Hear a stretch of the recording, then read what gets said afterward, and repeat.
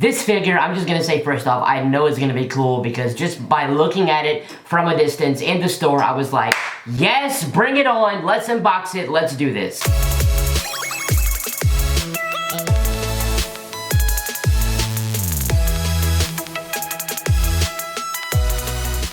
What's going on, Alfonso Nation? Alfonso Peterman here, and welcome one and all to another episode of my Teletraan unboxing series. That's right, baby. In this video, we are going to be checking out one of my favorite Decepticons of all time. He has always been my favorite in different universes. I mean, in Transformers Prime, he was my favorite.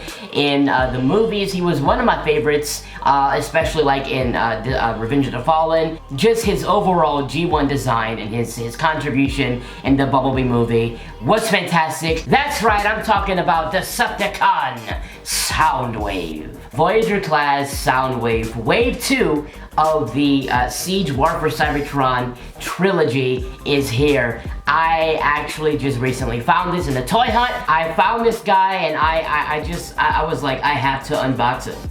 He looks so freaking good. Even the images of him on the side and the CGI, even all the things that you can do with him looks fantastic. I was like, I have to unbox him as soon as possible. And that's what today's video is going to be centered around, unboxing Voyager class Soundwave. So before we even start, we have a winner of the guessing game. I basically told you guys to guess just like I do with every figure. And the hint I gave is chief among them.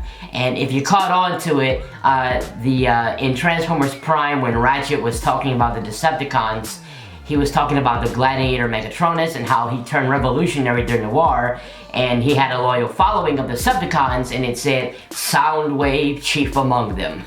So yeah, Soundwave was, you know, kind of in charge during the revolution of the Decepticons in the golden age of Cybertron. According to Transformers Prime, of course it's different in different universes, but I couldn't really think of a hint that would narrow down Soundwave because there's also a Starscream figure, and I didn't want to give it away, so I put chief among them. And the winner of this guessing game is Vin Larson on Instagram. Congratulations, my friend. He says he's a huge Chicago Bears fan and he loves Transformers. That's awesome. Well, congratulations, Ben Larson. An honorable mention to Prime vs. Prime as well, because he came in second place and Inactive.Josh was third place. You guys were really close to each other. Very, very close call. So congratulations to all three of you. So, without further ado, we're gonna get into the unboxing, big baby. That's right. We're gonna go over the box because the Siege box is different from the Studio Series, only by a little bit, actually not by a lot. There's just only a couple differences, but I still like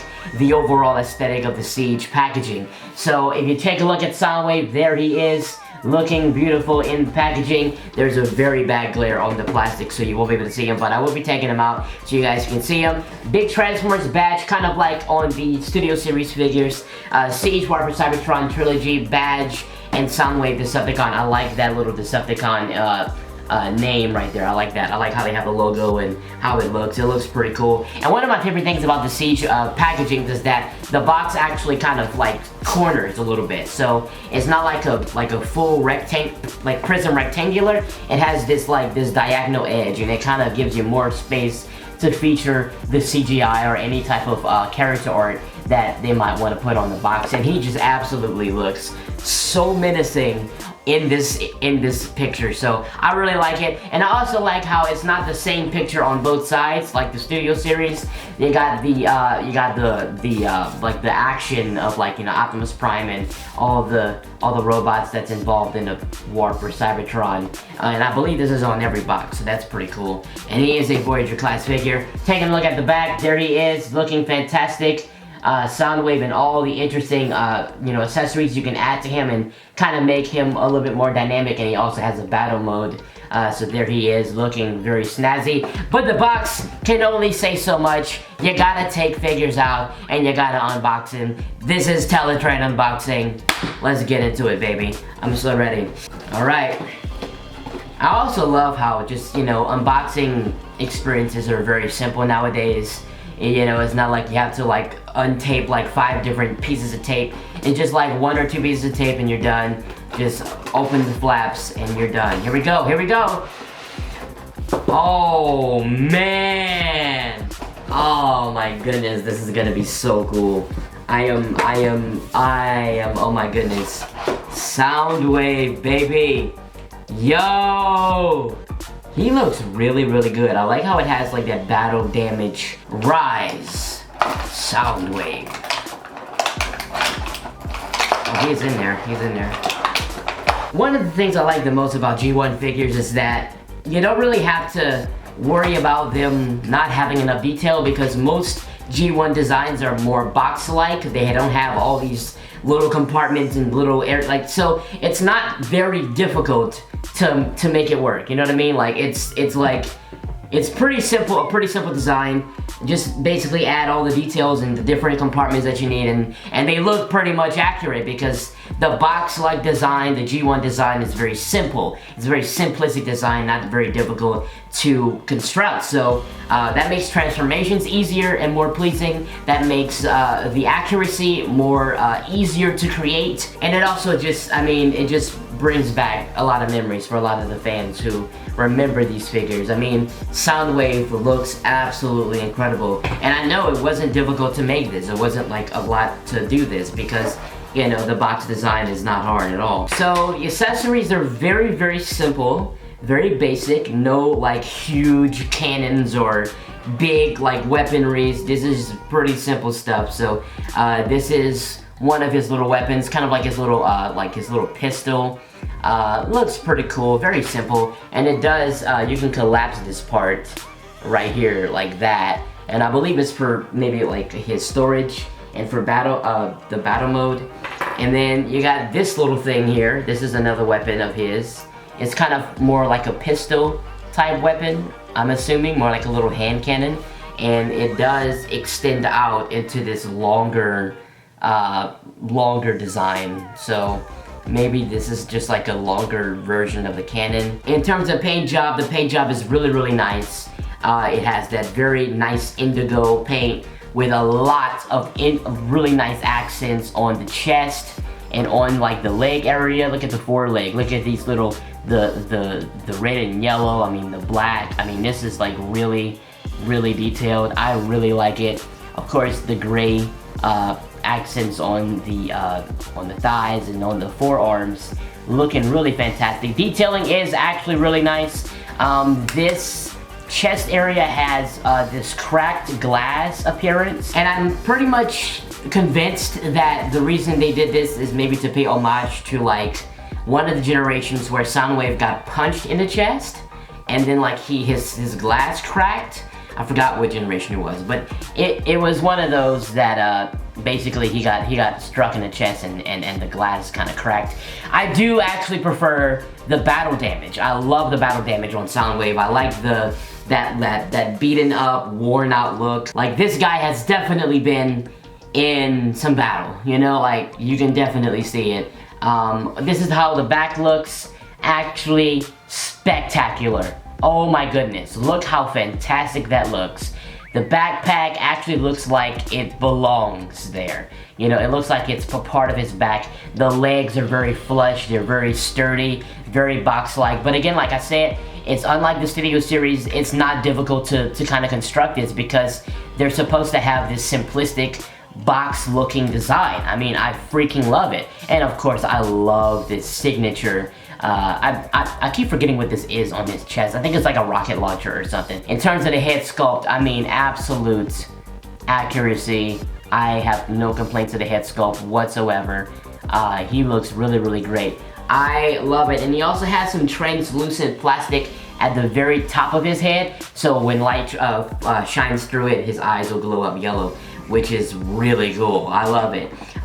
So yeah, in terms of the mechanism of the chest, there's a little button right here. You just press it and it just allows you to place a cassette. It doesn't come with any cassettes, so you have to get them separately, but they will be able to basically insert into there, and you know, he's a cassette player, so you gotta have Soundwave with the cassettes. I understand, but I mean, at least come with one cassette, you know what I mean? But he didn't come with any cassettes, but you can definitely get those separately. And me personally, I don't really need one.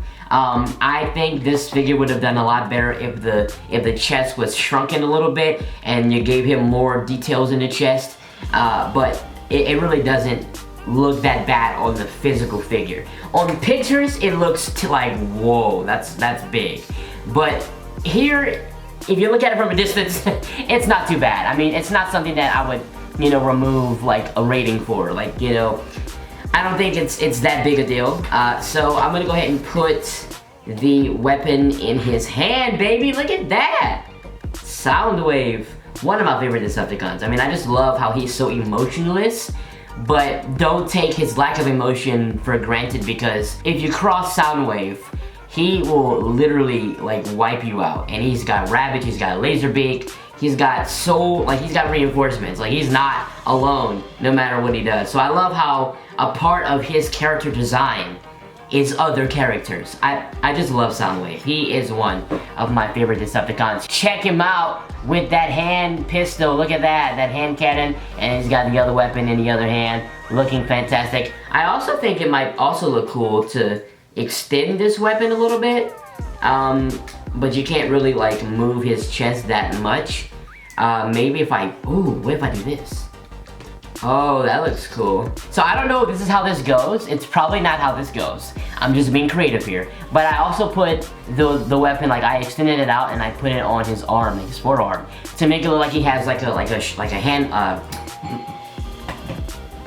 like an arm cannon. Somebody's at my door. I'll be back. Okay. Wow. All right. So that just happened. I'm sorry for the delay. My mom just rang the doorbell. And I walk outside, and she just told me that a rat, a literal like rat, just ran into the garage as she opened it on the way in. So I was just out there chasing a rat, and we just killed it. This is a picture, I'm not kidding. A literal like rat ran into it, and she was freaking out like, oh my god, please kill me. So yeah, I just had to exterminate an Insecticon. Well, he's not an insect, but he's a beast.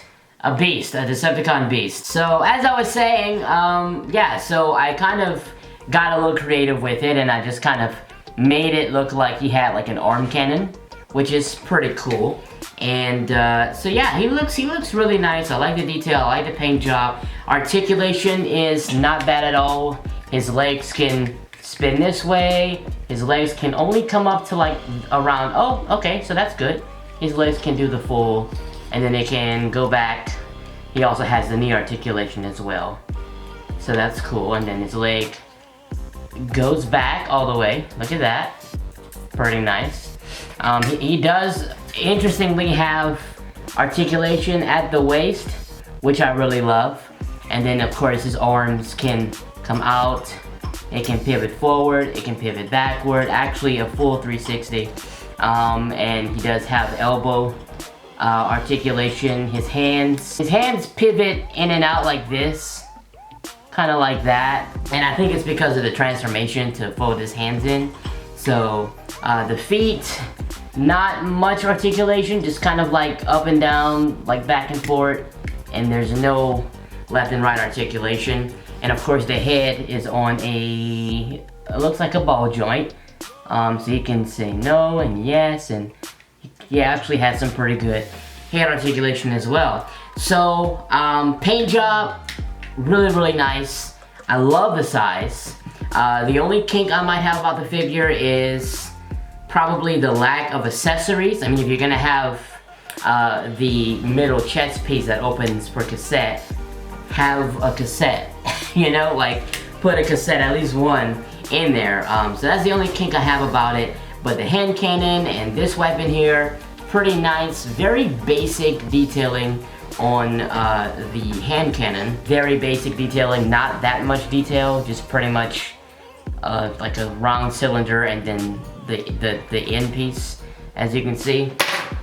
So not that much. And then for this one, this is the most like basic gun I've ever seen. Like, it rotates and there's no paint applications. It's just gray all around, no accents, none of that stuff. I would have much rather they got rid of this and given us like a Laserbeak or a Ravage or something. Like, give us one of his minions or both of his minions. They probably do have like another Laserbeak figure that will be able to like peg into this or something. but it just doesn't come with this one, so I would really much rather all that stuff being readily available with the figure itself. I'm going to give Soundwave, given the accessories and also the figure itself, I'm gonna go ahead and rate Soundwave an 8.5 out of 10. That's my rating for Soundwave Superior. 8.5 out of 10.